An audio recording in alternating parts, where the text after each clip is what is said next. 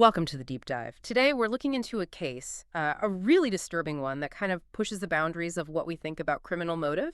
Yeah, it's set back in 1994, Cairo, Egypt. Ah, We're talking about a seemingly normal, respectable family whose lives just completely shattered one night because of this, well, this incredibly violent and mysterious event. Our goal here is to try and piece together these really conflicting accounts. You've got the official police investigation, which labels it murder, plain and simple. But then you have these persistent stories from the family, from spiritual perspectives, framing it as something else entirely like a malicious possession. We want to lay out the facts for you, what actually happened, and dig into that big question, why? Okay, so let's take you there. Picture the Al-Basatin neighborhood, late at night, around 11 p.m., usually quiet. Dead quiet, typically. But on this particular night, that quiet is just obliterated. There's this horrible cacophony coming from one apartment, Abdulaziz's place.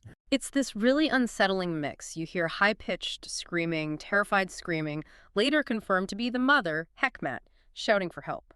But layered over that, and this is what really unnerved the neighbors, was this loud, almost hysterical laughter, maniacal laughter. And alongside that, the unmistakable, awful sound of someone being beaten severely. Thud, thud, thud. And then it spills out into the open. Abeer, she's the 22-year-old daughter, known for being pretty quiet, she appears on the balcony. Like he's not herself. Witnesses described her as being in this frenzied state, possessed by this incredible power, and they saw her do something impossible. Yeah, she apparently starts ripping apart this really thick, strong clothesline with her bare hands. Bare hands, something you normally need tools for, right? Yeah. She just tears it apart, and she shouts down to the crowd that's gathering below. And it's chilling. She screams that she and her younger sister, Huda, who's 18, are going to murder their mother, Hekmat, that very night. And then she tells them, anyone who loves Hekmat should, quote, go pray for her. Just like that. Cold. Now, you'd think the police would rush over, but incredibly, the first calls, multiple frantic calls, they get dismissed, brushed off as just a resolved domestic fight. It's hard to believe. It actually took a neighbor, a guy named Atef, to realize, no, this is far from over. He decides he has to go see for himself what's really going on. And this is where things get even stranger. Atef finds Abdulaziz, the father, just sitting on the stairs outside his own locked apartment. Yeah, he's partly closed, clearly been beaten up pretty badly. He looks like he's in shock. And Abdulaziz tells Atef this terrifying story. He says he woke up, found his daughters, Abeer and Huda, savagely attacking his wife, Hekmat. He tried to step in, obviously.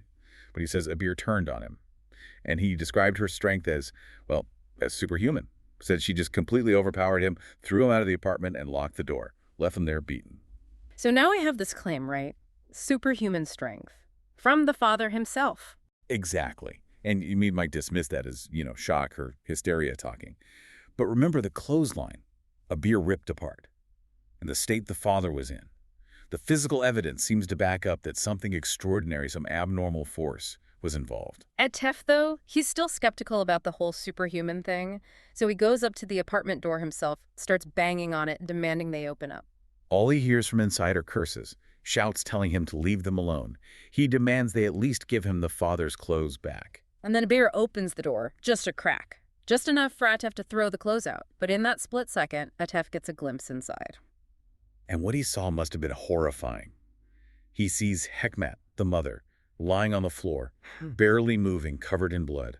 And Huda, the younger sister, is standing over her, actually hitting her with a stick. And adding to the sheer strangeness, in the background there's a cassette player, playing quietly. It's Surat al-Baqarah, the cow chapter from the Quran.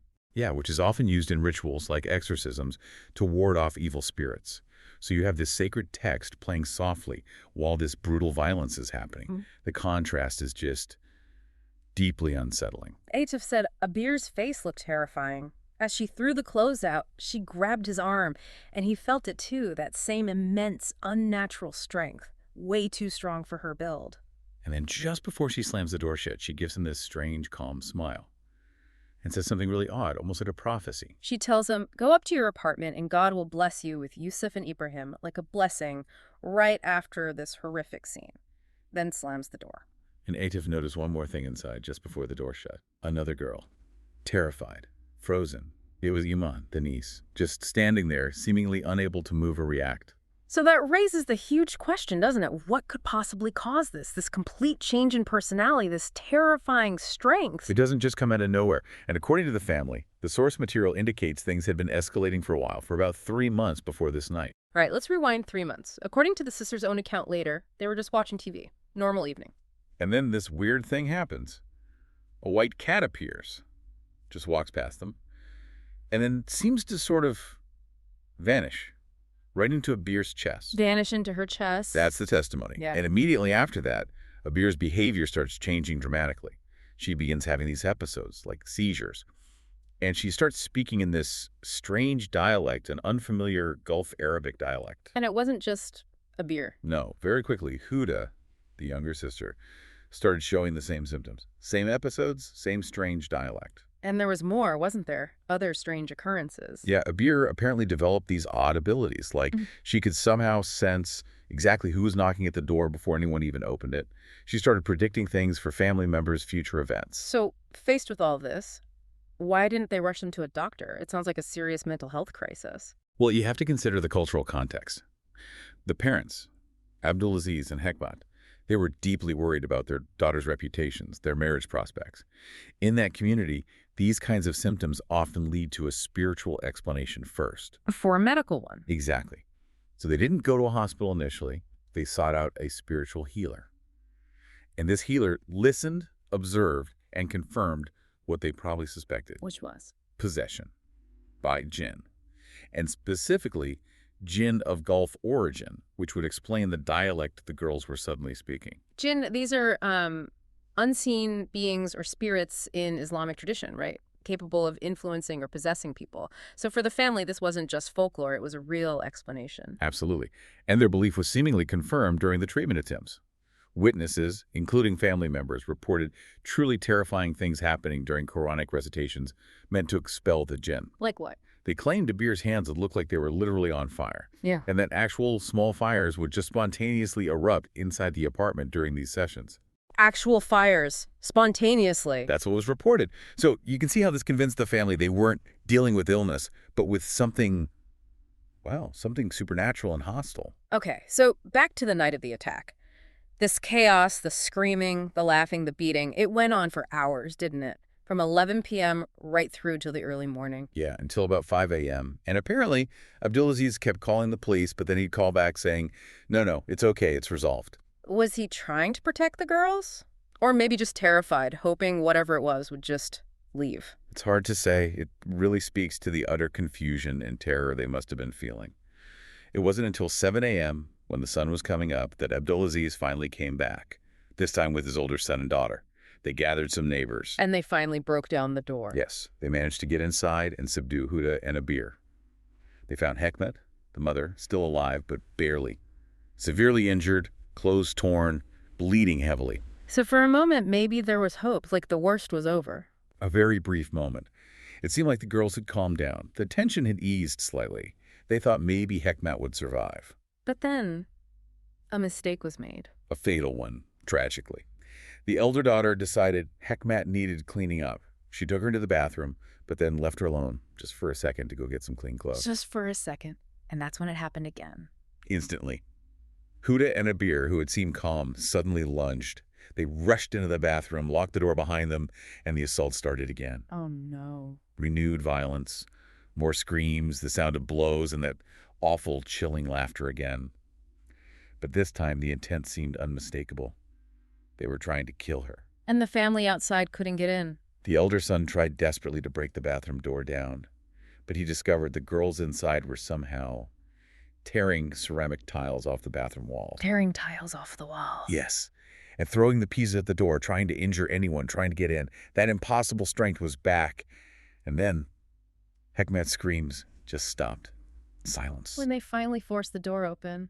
It was too late. Hekmat was dead. The reports say she drowned in her own blood. Abeer was found naked, covered from head to toe in her mother's blood.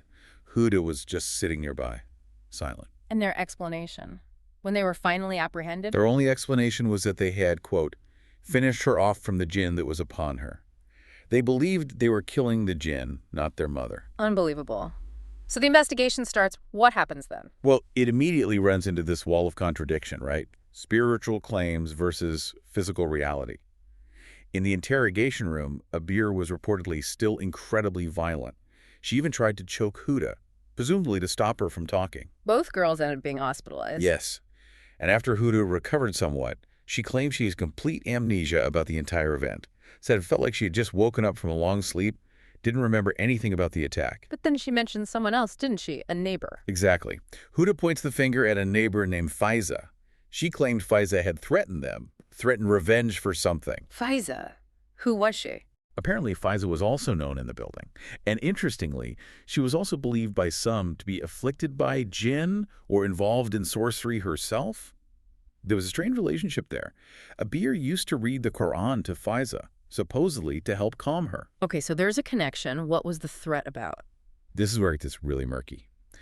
Huda claimed that after some kind of fight or disagreement between Fayza and the sisters, Fayza made a very specific, powerful threat. What did she say? She supposedly told them that if Huda and Abeer ever reveal their secrets, and we still have no idea what these secrets were, Fayza would inflict blindness on both of them for 7 years. Blindness for 7 years. That's very specific. It is. And crucially, Huda then claimed that during the entire duration of the attack on her mother, she felt like she couldn't see or feel anything, as if she was blind and numb, directly linking her experience back to Fayza's threat. So the family immediately suspected Fayza. Absolutely. Abdulaziz and the older siblings accused Fayza of using black magic, of somehow controlling the girls, forcing them to commit the murder. Which must have put the police in an impossible position. How do you investigate a black magic murder plot? Exactly. They did investigate Fayza thoroughly, but ultimately, they found no concrete evidence, nothing legally admissible to link her directly to Hekmat's murder. All they had was the family's accusation and Huda's testimony about the threat and her state during the attack. And the secret. The one Fayza threatened them over. It remains completely unknown, buried forever, it seems. Neither Abeer nor Huda ever spoke of it again after Huda mentioned the threat. So, when you try to make sense of all this, for you, the listener, where does it leave us? The facts seem to contradict each other. They really do. You have the forensic evidence. The autopsy apparently suggested Hekmat suffered severe internal hemorrhaging early on, consistent with powerful blows from bare hands. That seems to support the witness accounts of that unnatural, superhuman strength. The physical evidence points towards something extraordinary. But then you have the spiritual context, the family's belief in Jinn, the healer's diagnosis, the strange phenomena like fires, the Gulf dialect, Abeer's predictions. Right. You have these two narratives running parallel. One is a brutal matricide, possibly driven by some hidden family secret or mental illness.